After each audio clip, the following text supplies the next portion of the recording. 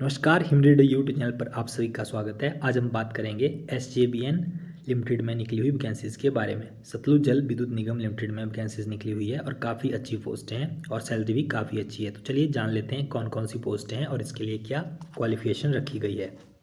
सबसे पहले बात करते हैं सिविल फील्ड इंजीनियर की। सिविल फील्ड इंजीनियर की 75 पोस्ट हैं। इसमें आपके पास फुल टाइम डिग्री मांगी गई है सिविल इंजीनियरिंग में और आपकी एज जो है वो 30 साल से अधिक नहीं होनी चाहिए। मैकेनिकल इंजीनियरिंग की बात करें, इसकी 10 पोस्ट हैं और इसमें आपके पास फुल टाइम डिग्री होनी चाहिए मैकेनिकल इंजीनियरिंग में। इलेक्ट्रिकल फील्ड इंजीनियर की 15 पोस्ट हैं, full time degree in electrical and electronics engineering में। तो आप इसके लिए अप्लाई कर सकते हैं और आपके मार्क्स जो है वो 50% मार्क्स होने चाहिए आपके फॉर SC ST PWD और 55% मार्क्स होने चाहिए अदर कैटेगरी के लिए। अब बात करते हैं एनवायरनमेंट फील्ड इंजीनियर की। एनवायरनमेंट फील्ड इंजीनियर की टोटल 5 पोस्ट हैं। इसमें भी आपके पास बीटेक या BE होनी चाहिए एनवायरनमेंट इंजीनियरिंग में, या फिर आपके पास 2 साल की पोस्ट ग्रेजुएट डिग्री होनी चाहिए एनवायरनमेंट इंजीनियरिंग में। तो आप इसके लिए अप्लाई कर सकते हैं।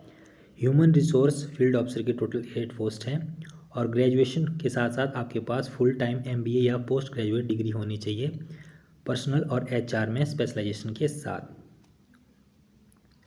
फाइनेंस फील्ड ऑफिसर की टोटल 10 पोस्टें हैं।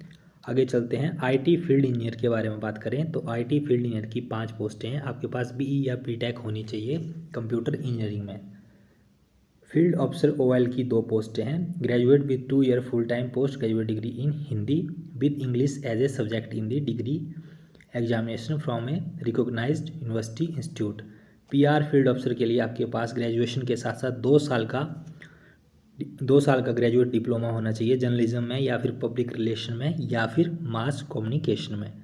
लॉ ऑफिसर की बात करें तो लॉ ऑफिसर के लिए आपके पास 7 पोस्टें हैं और आपके पास फुल टाइम डिग्री के साथ साथ 3 साल की LLB या फिर 5 साल का इंटीग्रेटेड कोर्स होना चाहिए। 5 साल की LLB होनी चाहिए। जियोलॉजी फील्ड इंजीनियर की 7 पोस्टें हैं। आपके पास MSc या MTech होनी चाहिए जियोलॉजी में, तो आप इसके लिए अप्लाई कर सकते हैं।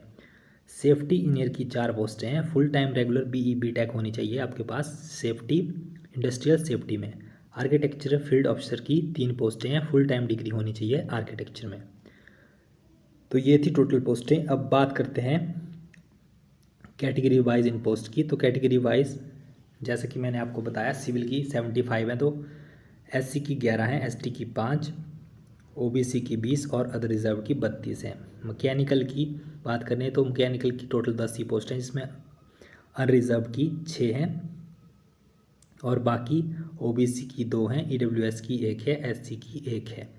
इसी तरह से आप इसको देख सकते हैं। नीचे तक आपको PDF हमारे टेलीग्राम चैनल पर मिल जाएगी। ये काफ़ी दिन हो गए इन पोस्टों को निकले हुए, लेकिन आपके लिए रिमाइंडर है, जिन्होंने अभी तक अप्लाई नहीं किया है वो इसके लिए जल्द से जल्द अप्लाई कर सकते हैं। और SC ST कैंडिडेट के लिए 5 साल की रिलैक्सेशन दी गई है, ये भी आप ध्यान रखिएगा। अब सिलेक्शन प्रोसेस की बात करते हैं। तो सिलेक्शन आपकी किस तरह होगी। कंप्यूटर बेस्ड टेस्ट होगा आपका, उसके बाद आपका ग्रुप डिस्कशन और पर्सनल इंटरव्यू होगा और CBT में जो आपने मार्क्स लिए होंगे रिटर्न में वो 75% आपके मार्क्स जुड़ेंगे, यानी उनको उनसे 75% मार्क्स ले जाएंगे। 70% उनको अहमियत दी जाएगी।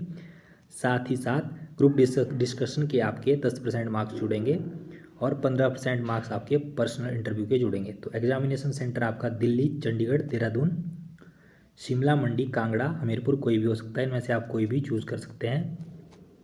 और CBT में आपके पास 120 क्वेश्चन होंगे जो कि आपकी फील्ड के होंगे, यानी कि अगर आप सिविल से हैं तो सिविल के होंगे, मैकेनिकल से हैं तो मैकेनिकल के, इलेक्ट्रिकल के हैं तो इलेक्ट्रिकल के। और पार्ट 2 आपका MCQ होंगे, वो एप्टीट्यूड के होंगे। तो CBT क्वालिफाई करने के लिए आपको 40% मार्क्स चाहिए CBT क्वालिफाई करने के लिए।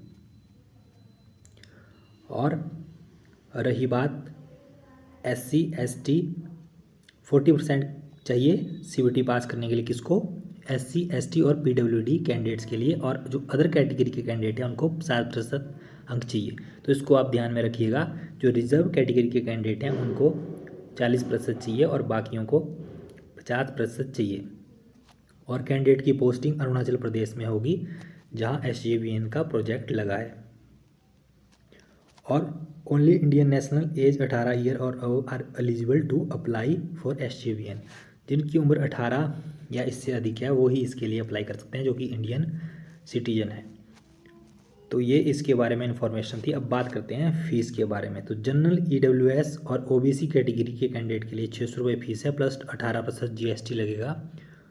और SC ST PWD candidate are exempted from the payment of application fee. तो SC ST और PWD कैंडिडेट्स की कोई फ़ीस नहीं लगेगी। तो आप ऑनलाइन इसके लिए अप्लाई कर सकते हैं। www.sjbn.nic.in इनकी वेबसाइट है, इस पर जाकर आप अप्लाई कर सकते हैं। तो जिन्होंने अभी तक अप्लाई नहीं किया वो जल्द से जल्द अप्लाई कर दें।